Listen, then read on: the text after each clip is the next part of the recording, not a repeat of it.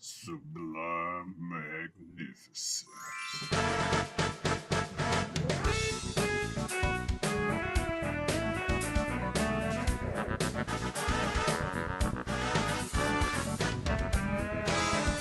Hey guys, you know who it is, what's going on, when it's happening, where it's at, and why we're here today. How you doing? It is I, the sublimely magnificent big ugly himself, Omari Ellis Feo Grande on YouTube, back with another episode that this guy hasn't seen. And as usual, I am joined by my co-host and running mate of the show, one of my best friends in the world, El Director himself, Phil Smith. Hey Omar, thank you so much for having me back. As always, I love being here. I love doing this. This is my favorite one of the things that we do because it's talking about things that we watch, which has been one of my favorite hobbies for most of my life. As you well know, when you're trying to go through a list of things that I potentially have not seen. Um, I love watching movies and TV shows and documentaries and plays and concert films and I particularly love showing things to people that have not seen them before, and I also love being forced upon me something to see, because sometimes, as I've said before, I get into a little bit of a choice paralysis and cannot make a selection, and then that's when you just migrate to friendly old Taskmaster on YouTube, an amazing British game show that if you've never watched it, it's incredible and very British, and I wish we could do it in America, but it would probably never work. I've So seen a yeah, couple there's episodes. there's like 16 seasons of that. We'll just go ahead and restart back to season one, okay? Because I love it and it's comforting, and I know it's going to be good. I don't have to worry about being it bad and feeling like, did I waste hours of my life or anything like that. It's But good to have those comfort viewings. yeah, absolutely, absolutely. But also sometimes it's great to just be in a situation where, all right, I just have to watch this. And I don't know what other scenario you'd be in other than the one that we've engineered for ourselves. Pretty much. Uh, where it's like, no, you have to watch this. Yeah. Like, you can't not watch this. Everything else in my life, I'm like, okay, yeah, yeah. Like that guy said that I should watch this. We'll see. We'll see. That's like 80% of the Omari. How haven't you seen this movie? Yeah. I'll put it on the list. That's not a list because it doesn't exist. It's a thing that I say, and I'm telling myself that I'm putting the title in the back of my mind to pull out later, but I'm not. I won't do it. I'm going to forget it 10 seconds from now. Yeah. I'm not intentionally lying to you, but I'm lying to you. Yeah. And I'm lying to myself. Yeah. Oh, yeah, yeah. Oh, I need to check that out. Oh, yeah. I was thinking about checking that out. Oh, yeah. Yep. No, I'll look into that like this weekend. Yeah, I got some free time on Saturday, Saturday day. Yeah, I'll probably check that out. No, you won't. No, you won't, you fucking liar. Obviously, not put anything on this show because we have to talk about Yeah. Well, we it. have to watch these. That's Yeah, the thing. exactly. And speaking of what we have to watch this week, you have something for me, and I believe it is Knives Out. Knives Out. From 2019, rated PG-13, a detective investigates the death of the patriarch of an eccentric, combative family. It is written and directed by Rian Johnson, and it stars Daniel Craig, Chris Evans, Ana de Armas, as well as Jamie Lee Curtis and Don Johnson and Michael Shannon and Tony Collette and Lakeith Stanfield. And like how Rian Johnson seems to be making films now, he's really pulling out some incredible ensembles. So this film is stacked with a huge cast, and the reason why I picked it is not only because we have been hitting air quotes good films recently, and this is an award-winning film of the modern era, which we've been hitting a lot of older films from the 70s and the 80s 40s. recently, early 90s. So I wanted to hit something a little bit more modern. And then also another layer to this is how often and frequently in our conversations, you discuss your dissection of films and constantly wanting, like, how you watch a film is trying to figure out a film like it's a math problem. Um, and since maybe the very first time you said that in an episode, we closed out the episode and ended recording, and I said, "Hey, Omar, have you ever seen Knives Out?" No? Okay. Adding it to the list, and it sat there for quite a long time. Because yeah, this is kind of like the modern whodunit mystery that doesn't really get made that much anymore. Old detective film story, kind of that just Agatha Christie style, that used to be very popular, very prevalent way back in the day, done in a modern lens, literally and metaphorically. Uh, had you heard of it? Why, if you had heard of it, why hadn't you seen it? That usual. Okay, so heard of it? Yes. Is Knives Out? It came out a while. It was one of those back burner movies. I believe I remembered you asking me that, and that kind of made me not watch it more so because I'm like, well, it may be on the show eventually, and I don't want to take that off the list if I'm going to, have a future episode down the line. I do think because there's a lot of cell phone usage in the movie. We may have mentioned a hint that happens with cell phones and used Knives Out in our example of films that use this hint with cell phones during our show. I was wondering Uh, if you were going to remember that. Mentioned that to my wife earlier today. It's like, an interesting wrinkle to the episode tonight is if Omari remembers that thing that I told him. however, I will say what that gave away or whatever, I don't think it had that big of effect on what I was watching. Because there is still a degree of trying to figure out how everything comes together. But and also, as we'll get into soon, said character had aspersions cast on them way before their cell phone got pulled out. Yes. They were already suspect number one. From the get-go, if you ask me. Yeah. So it was more like that figure it out thing ended up being more of a type deal, which, as long as I enjoyed the movie, right? Or did I? Yeah. Anyway, yeah, so that was pretty much it. It was more like, hey, let me not watch this for the show. Let me try and pay less attention to stuff from it so that when we get the show to come, the hole is a donut hole and a hole isn't a hole at all. I had seen that meme. It's another donut. Yeah, it's another donut, not donut. It isn't whole at all with a W. I had seen that. I didn't understand it out of context. Kind of understood it in context, and I was even able to laugh because I'm like, we'll get into that part. But yeah, so I'd seen some stuff, but it was more waiting for it. I thought about Glass Onion. Had you seen Glass Onion? Yeah. You have seen Glass Onion. Okay. I Yep. didn't know if you had or not. I think at one point I was planning to watch it and recommend Glass Onion. But I ended up never watching Glass Onion. So here we are. Yep. But yeah, that's about that. That's why I didn't. But as for what I was expecting, I knew it was a murder mystery. And it had Daniel Craig. And I think someone had made me aware of the fact of the mechanics of the main character and the fact that they can't lie without the regurgitative reaction.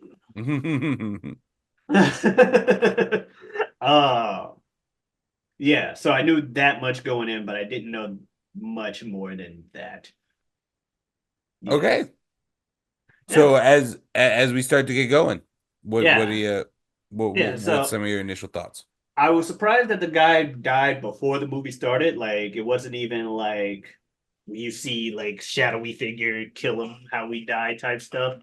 But obviously, with him already being dead, I figured might be some flashbacks to fill this in as we go. The second they said there was a kid that missed the funeral, that's a obvious why did he miss the funeral?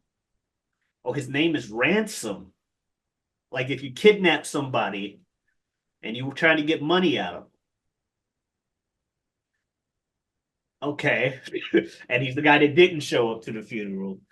And yeah, but they had the early part with the fucking things back and forth. I love the little interviews and like some people like Jamie Lee Curtis, you're not gonna get me to try to be with my family, and immediately cut to Walt. Oh, I hate that guy. He's a so and so, so and so. I'll sell him out instantly.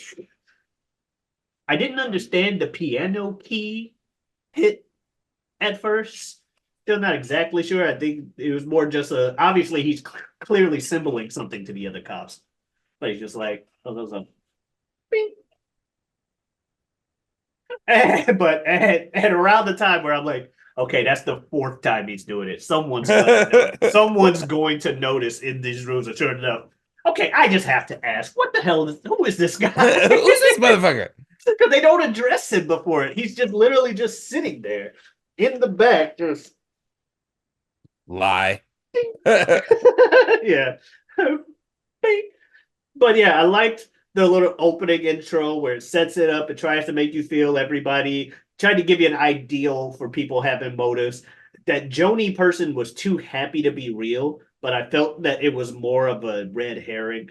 How happy she was, like, I'm just happy to be here. This is what the world is. And my instincts of just wanted to be like, that's the killer. That's the person you'd suspect the least. But I was too busy focusing on the guy who's not here conveniently. And that they keep mentioning, oh, he's the black sheep of the family. Nobody likes him. And he got mad at dad. And we're not questioning him. He had an argument with the guy. The kid who was what did they say? The Nazi masturbating to the bathroom. He overheard them yelling, I'll warn you. So, like I said, there were a lot of aspersions cast on the guy early on, and he did not help himself when he finally came on the screen. Just being super dick. Just nobody likes me. Insult you. I don't care. I'm sitting here. Ain't nobody getting shit out of this will anyway. I will say, and yeah, we're jumping around, whatever. But Chris Evans, fantastic actor. You know, been a fan of his since fucking Not Another Teen Movie back in the day. So, but that said, it took me a while to see him as anything other than the Human Torch. And it's even harder to not see him as Steve Rogers. Yeah. But it made it funnier for me, him just sitting there, fuck you, fuck you, fuck you. I don't give a fuck about shit. No. Just like dropping all these like profane statements, and I'm like, I understand you're your own person, you're an actor, you're not attached to a certain role. But yeah, Captain America's pissed off right then. So it was fun seeing him in a villainous role after having him stuck in our heads as Captain America for so long. Absolutely. But yeah, early on, they had a Hamilton reference in there. Immigrants make the world go round. Oh, that's from Hamilton. Yeah, Hamilton. I'm guessing product placement there. Or no, I think it's just like, I think that's just it's there to illustrate, look at these two white people sharing a room with Lakeith Stanfield and being like, hey, Hamilton, that's great, right? Like, because Don Johnson, that's all, like, he's making a speech about how Marta should be proud that her family did it the right way, as he refuses to make eye contact with her and puts his dirty plate in her hand as if she was the maid. Well, someone also pointed out that's just all in his character to be like he's lying true. And he's schmoozing and he's like, Hamilton, right, brother? Yeah, and there was also the through joke or not joke, but it's the bit throughout the movie that happens a lot with the family never knowing where Marta's family actually comes from. They say like Guatemala, Uruguay, something at That Brazil. bitch from Brazil. Yeah. Yeah. And not only that, but they all wanted her to come to the funeral but got outvoted. Or like everyone that says that to her. It's amazing that that many of you wanted her to come but got outvoted somehow. Yeah. Who's voting? You know, between you and me, I wanted you to come to the funeral. But your mom, she came from Uruguay, right? Ecuador? I don't think she even says. Does she? Yeah, I'm not sure if she does. Yeah, I I think. love her part later when Harlan is trying to scare her, and like the way it's shot and all of that. It feels very intimidating for her.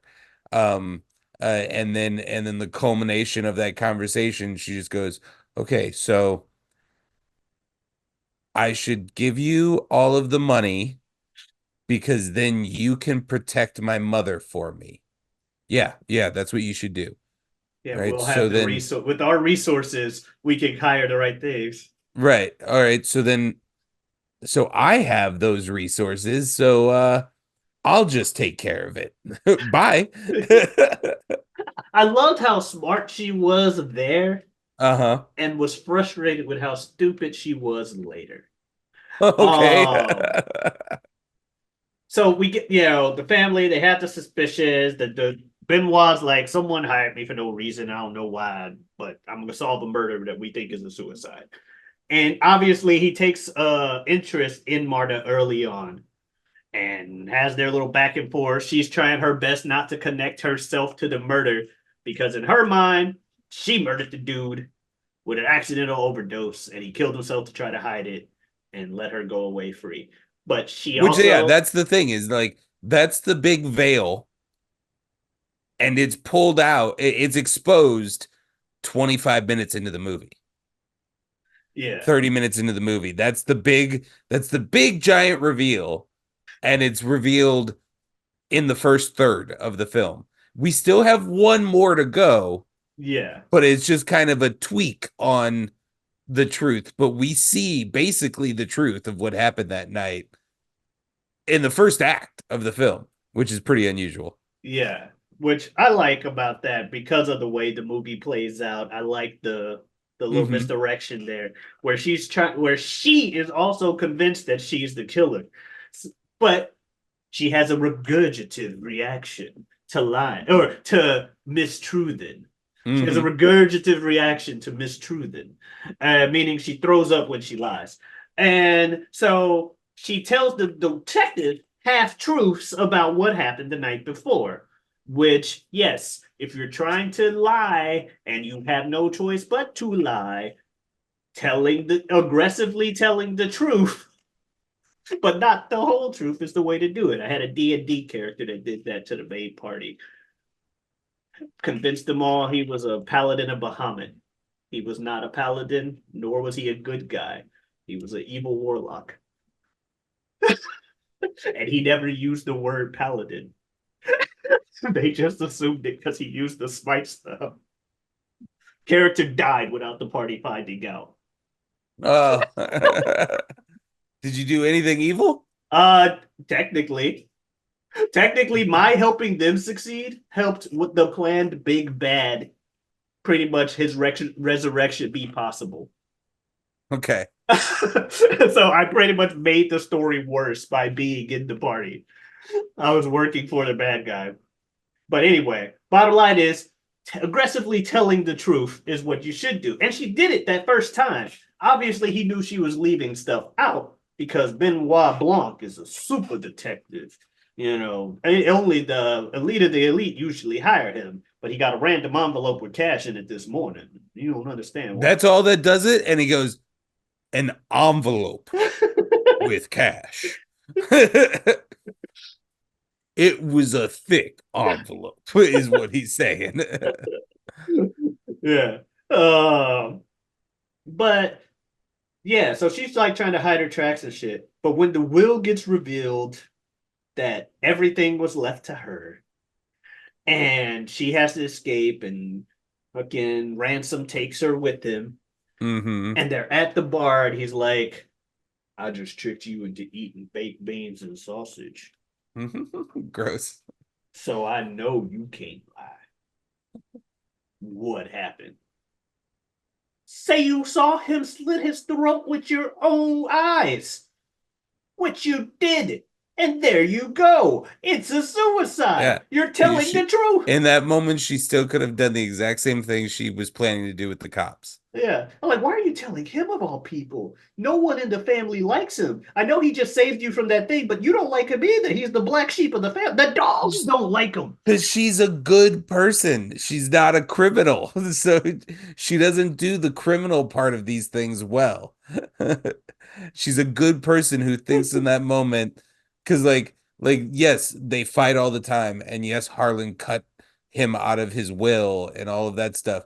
But she also knows that if there's one person that he liked or loved the most, it would be Ransom.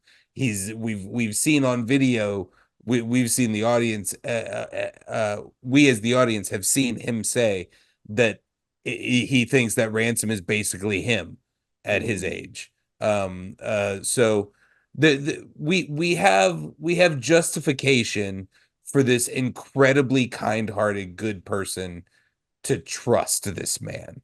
I get it, but I'm upset just because she had done so much to try and keep herself out of this whole ordeal. She was smart enough to, like, while I fucked up and left tracks, boop boop boop. Huh? You smart enough to play stupid and get around the regurgitative reaction to Miss Truthen. She was smart enough to take a magnet to the fucking tape and scramble it before giving it back to the cops. Like, she has a lot of, like, smart stuff. But when you're talking to a member of the family who clearly wants the money out of that will because they're a member of the family, I wouldn't tell him that I'm the one that accidentally killed him. I'd tell him I saw him slit his throat with my own eyes. I'd still cuss him out, be like, "You son of a bitch, you fucking fed me this." But the truth is, I did see him with that. Like, I'd spin it what you tried to trick me into telling you, something you wanted to hear. But I saw him with my own eyes, and I immediately left. Yeah. Because I was terrified that I'd be connected with it or something like that. Mm-hmm. But it is what it is. The plot needs to happen, so she can't lie to him there. I get it. Just one of those, oh, you were doing so my point but very human moment. My point of problem in that area of the movie that I butt up against is the rest of the movie. Yeah, I mean, like you said, it has to happen for the rest of the movie to happen. But the fact that he even double crosses her again from that point forward, like, why not just go with the plan that you have at the booth there? Because, like, even if she loses if she loses control of the estate and it reverts back to the family, even then you're still going to have a very hard time receiving your end of your money that you feel like you would have earned, or potentially what Harlan was allowancing you at a frequent rate. And the most likely person to do that for you would be Marta. Like, Especially if you're helping her get off the hook. Yeah, I would think this character would think that he can play her for every penny he wants once she has the money. If he wants to be super smart, if he wants to be the new CEO of the publishing company, he could probably do that. Like, it feels like that character should be going with the fake plan that he constructs during that dinner rendezvous,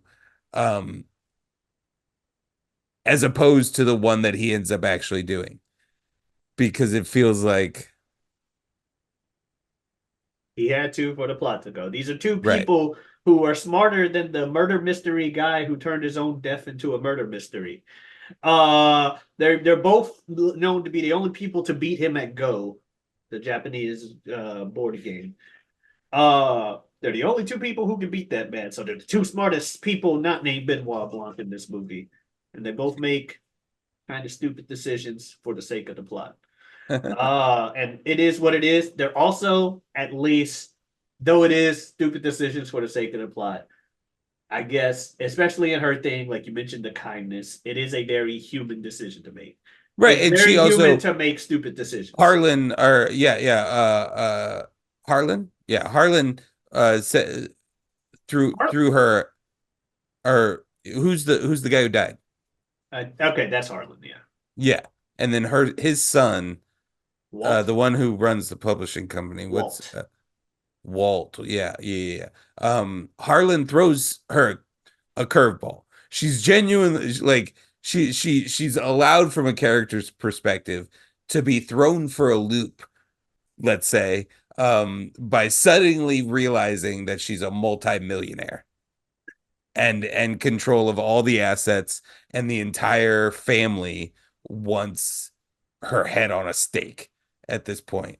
Yeah, Like the stress of the there is situation there can is make quite you a bit not of think character clearly. justification there. We don't have to agree with it still, but the movie does give us a good as much justification as they can. Mhm. Exactly. But yeah, so yeah, family finds out they're mad that she's getting all the money. And then she ends up working with dude to try and figure stuff out.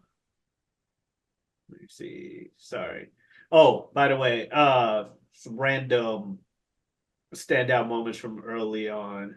Yeah, I feel like we should just be going through stand-up moments at this point. Yeah. I thought it was funny when they were playing the Go game and dude just had the little bit with the what's that? An earthquake.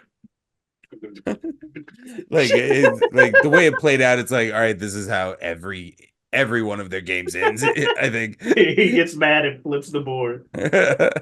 I also like him early in the movie mentioning Ransom as he draws a knife, saying he can't tell the difference between a fake knife and real one.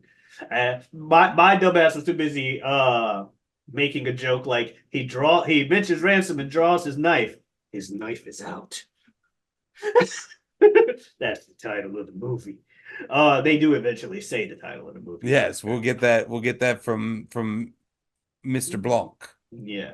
The grandma in the flashback also saying ransom to hint at the reveal. When she comes down, just ransom? You're back again? I thought it meant that he was behind her and she just didn't see his ass. You know what I mean? Uh-huh. I didn't focus on the word again. Just ransom? Yeah, back again? Like, I don't think she's as dementiated as they portray her to be. No, Uh, and that's yeah, and Benoit feels the same, which is why we have that scene is really nice. I I love like that that scene as scene. well. Yeah, Yeah. anybody who has had to deal with a severely old, or not deal, it's not the, but had Wow. to share, yeah, had to share a room, like privately, like we're told to entertain someone of an extreme elder age. Um, it feels it feels accurate. It also there's a lot of heartwarmingness in it. The way Blanc treats her, Yeah. and like the way he's like, and unfortunately I know just from meeting your family that none of them have said sorry to you that your son is now dead. I'm so sorry for that. Is just a very sweet thing, and a lovely moment there. I did love that moment as well. By the way, Daniel Craig's accent in this whole thing hilarious to me. Just Yeah. the him going because you know him being a British actor. I mean, he plays Bond. I'm assuming British. Yeah, I mean, well, yeah, they just have to be from the British Empire. Gotcha. Usually that just means like Irish, Scottish, English, or Australian. Yeah. Um, I don't think he's Irish or Scottish. I would have to assume English. Mhm. Yeah, but it is funnier that they are better at Could be doing Welsh too. Yeah, I think that's a whole other yeah, separate thing. Wales and everything. Yeah. Uh, they are better at doing American accents than the other way around.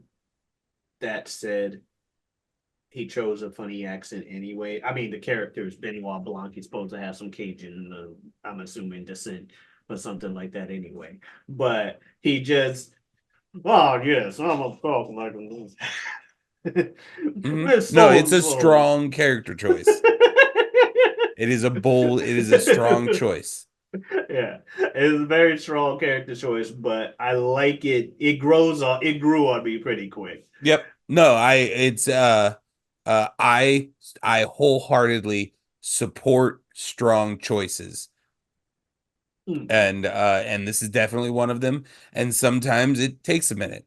What, like, are you kidding me? When that fucking plane, that side of that plane gets ripped open and down the carabiner comes fucking Tom Hardy. Hello. Hello. It's Be like, very oh my fucking painful God, no way. for No way. you. I can't. He didn't do this. This is Yes. going to be terrible. 20 minutes later, I'm like, oh God, this fucking Tom Hardy Bane is incredible. Do you feel in control? I do like that scene where he puts his hand on You the dude's adopted neck. the dark. Oh, I that was was born into it. I was born Yeah. molded upon. Yeah, no, but yeah, that was definitely both of those are definitely strong character choices that end up working out. I thought it was funny when the two old dudes got mad and they were gonna like have a fight. They're like, "All right, you want to go? Yeah, I'll go." And they're just like, just lap fighting each other. Yeah. And then obviously the car chase after the fucking burned down toxicology center where she gets the blackmail note that's like, I know what you did. And I'm like, that is kind of weird that they would just say toxicology report, I know what you did, and not the actual, here it is. It's a weird note for someone to leave, but I guess they also, in case somebody else finds it, they don't want to lose their blackmail opportunity. So there. Uh, but the car chase that comes after that, when motherfucking Benoit Blanc just tried to call her and then pulling up next to her. Got the phone. Pick up the phone. And she's like, no.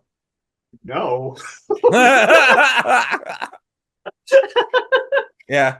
This is our second point where our very smart character, you have to accept that via character justification, this is an incredibly traumatic new experience for her, and she's not able to be her normally smart reactive self, and she's making very stupid decisions, like pulling up to the burning building in plain sight when you see all these cops here and you know that you think you're in deep fucking trouble and you shouldn't be at this place for sure.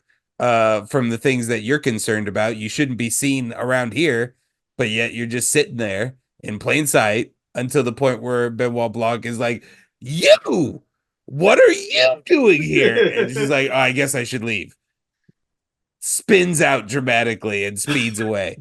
Like, not making smart choices, but you have to be like, Heat of the moment. she is not a criminal. These are criminal things that normal criminals would make smart criminal decisions on. And she doesn't know how to do that. Just like later, like that's the standout moment for me is like the fatal flaw in Chris Evans' plan is that he anticipates her to make the selfish choice and take and like and run or whatever, and she gives everything up in order because that woman is dying there. And that moment, like Ana de Armas and Daniel Craig is doing a great job too. Everybody is doing a great job, but Ana de Armas has to carry this film. Yes. And she's doing such a good job. And those freakish doll eyes being half filled with tears almost constantly is just like it's too much. It's too much sometimes. It's so heart-wrenching. I can agree. I can agree. And that was a good scene too with the you know it's and I didn't pick up on the Hugh did this, but I figured I just thought she was like hallucinating the last person that attacked Right. her. Because Yeah. I did not suspect her. I at had that forgotten point. that it turns into Hugh as well. And I was Yeah. just like, oh yeah, she's just like she's in yeah, she's fucking crazy high on morphine. So she's just imagining the last person she saw before she went unconscious was Chris Exactly. Evans. Yeah, she's half awake right now. Just you did this to me, and then die. But no, Certainly freaky to receive that though on Ana de Armas's end. especially if you think she knows what you did. It's like, Just, what you did I? did this. I don't think I did. I didn't But do this to you, no. but yeah, I've But done bad things, but apparently I'm the reason we're in this situation. Yes, but I did not do this one particularly. Uh, but yeah, the fucking already talked about the donut monologue. yeah, that's the big climax when he does the big like, all right, here's all of the pieces are together. I'm gonna do my big speech to explain how this tangled web lays out.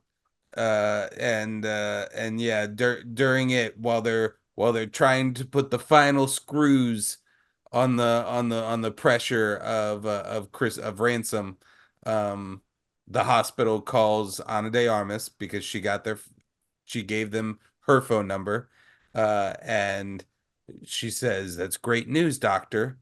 Turns around, confirms that she's going to be okay and she's going to live and she's ready to talk. We should head to the hospital now.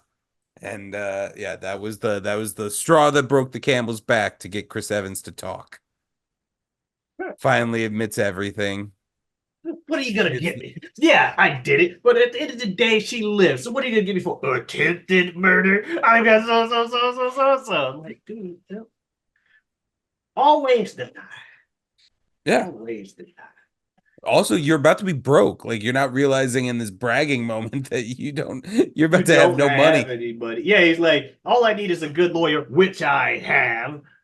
No, you don't. Those are her lawyers now. They follow the money, baby. And yeah, sure enough, she just throws up in his face. Uh, to reveal that she lied. And he got caught on camera and stuff. And he goes and grabs one of the knives and tries to go because of the whole in for a penny thing during the reveal of how he was involved with the killing. Uh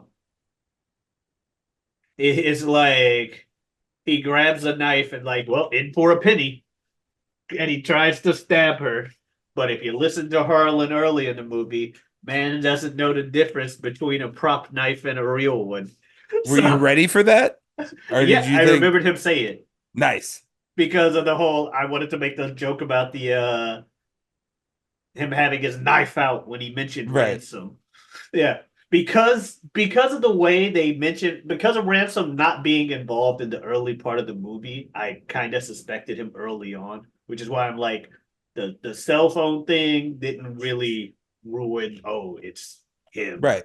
And the movie itself goes out of its way to try and tell you, like, you thought that this guy was the obvious bad guy, but actually, no. Like, it's Yeah. actually just an innocent Mix up. terrible mix up that you're going to see the cover ups and shenanigans resulting of it, kind of thing. But then it turned out, aha, the mix up was It's a double did, twist. Yeah, she didn't get mixed up. He tried to mix her up, but she was too good at Oh her my God, job. that was another moment. Yeah, like Daniel Craig's Benoit Blanc really gets me emotionally. I don't know if it's just the Southern accent or what, but like, yeah, when he covers it up and he's like, "Why? How did you know you picked up the morphine?" He's like, "I don't know." And I just did it. And he's like, no, you knew because it's very slightly different. And like, I can notice that after I've stared at the bottles all day. But you've done this for years and you're a good nurse. And she's crying and he's almost crying. And I was like, so Yeah, good you beat him playing in his game your way. 'Cause you by being are a a good kind person. person. Yeah. I love the grandma's little chuckle when he stops her from admitting to the family and they go to the other room. He's like, wait, one moment, it's a suicide. And go to the other room, the cop's like, what the fuck? And the grandma just on the couch. I've just realized that at the end of the movie, Grandma is in the house. Like Grandma's probably gonna live with her. She's going to be the one member of the family that gets to stay. Actually, yeah, because everyone's on the back porch. I mean, the other family doesn't even acknowledge that Grandma is alive, that Oh no, she's they don't there. deserve. Yeah, they don't deserve to be in that house. I agree. Yeah. Especially like that scene with Benoit and the grandma is like, in case you didn't pick up on the same thing optically. No, here's how this family treats the grandma. Nobody has fucking talked to this woman. They Yeah, don't even acknowledge her presence in a room. Yeah. yeah. So I thought that was cool. I like the reveal at the end where the husband that was cheating on Jamie Lee Curtis found out about it. He saw the note. He opened up the drawer and found a blank piece of paper. He found a nice blank piece of paper. Fucking, I saw Who Framed Roger Rabbit recently. He found a blank piece of paper in there and just left it on the desk next to Well, the envelope at with that an point L on it. he was like, oh, Harlan didn't have any evidence. He was just trying to blackmail me. But he left it with the envelope with the L that's clearly a heart that all Linda has to do is see and go, oh, this was something from my dad at one point.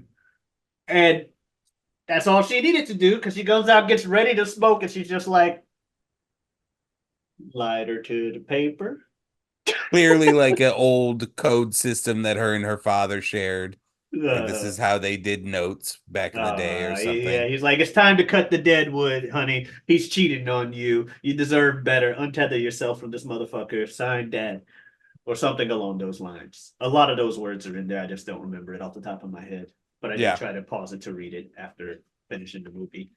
And yeah, dude's like trying to talk to the cops and tell them, trying to negotiate for his son. And then he just turns around.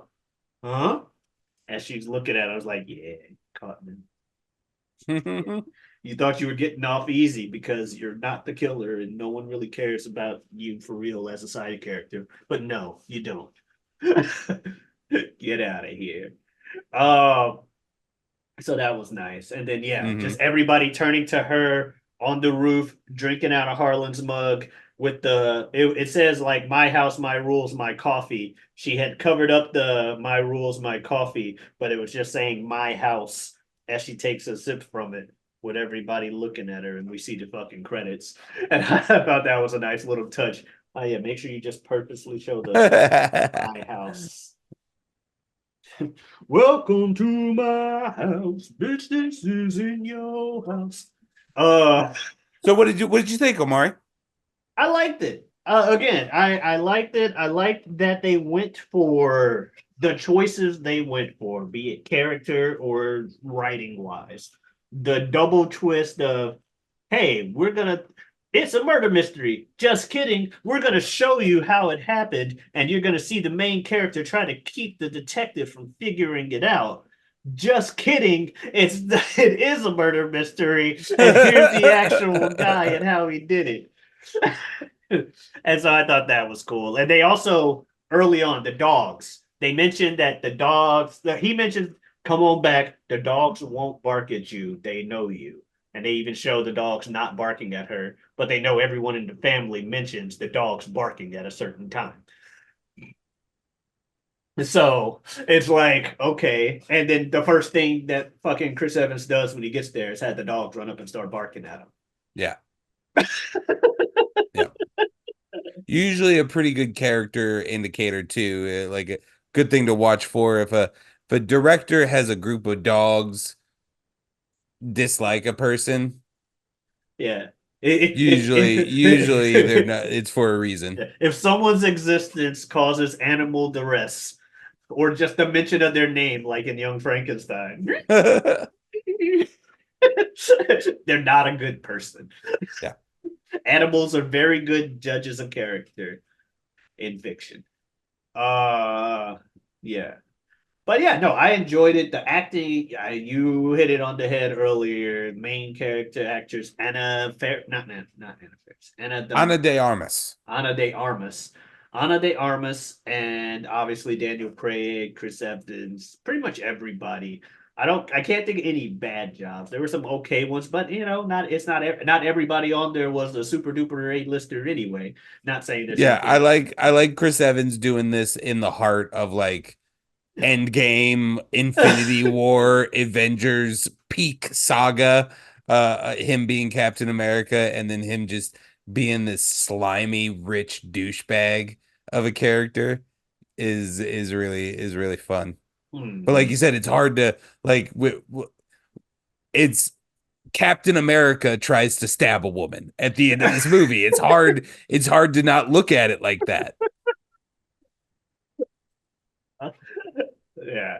Which I can see why him and RDJ wanted to stop doing those movies, because the more movies they do, the harder it is to escape that shell of being you're Captain America. Okay. It's who you are. But no, it was a good movie. You on your I don't know how many times you've seen the movie, but I think this is maybe my third. Originally when it came out, watching it again before watching Glass Onion, and then this time, I do enjoy it. Um, I I think it doesn't get hurt that much from knowing the film and watching it again. You're obviously not surprised at any of the points that are surprising, but there are things that you can find, and there's deeper things that you may not catch in the first run, and it's also just a very well made film with good actors in it. I really like Ryan Johnson's stuff. And I'm super pro this movie, and I also very much liked Glass Onion. I think this is better than Glass Onion, but I think Glass Onion is still very good, and I would recommend it to anybody as well as any of Ryan Johnson's films. all right. Yeah, I kind of liked it. So there you have it. That was Knives Out. Uh What are we watching yes, Ryan next Johnson. week, Omari? Well, you mentioned, we were on that big streak of good films, classic stuff from the 40s, the 80s, the 70s, the 90s. Yeah, But we're absolutely. We got doing to keep that going. but we're doing some modern stuff right now. Yeah, just So, like Knives Out, a modern classic, uh, a modern Oscar nominee, right? oh, it was an Oscar nominee. Knives Out. Oh yeah. Screenplay. I'm pretty sure Anna was nominated. Um, yeah, Oh, critically acclaimed film. ah, fair. Fair enough. So what do So you got? I'm gonna do slightly less modern. I'm gonna do a bit early. I was like, yeah. No, I'm not. We'll do the other thing I was thinking of another time. I'm gonna keep it with what I did the last time in a similar category of anime films that were really good from when I was back in college. I was gonna We do the were modern. building to a joke. We were building to a joke that you're now Oh, eliminating.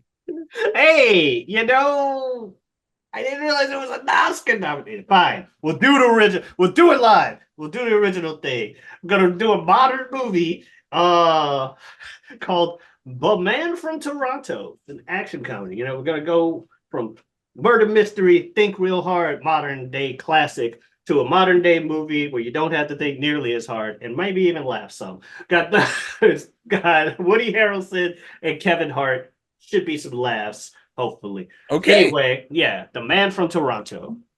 Yeah, that's what we're Sweet. going for.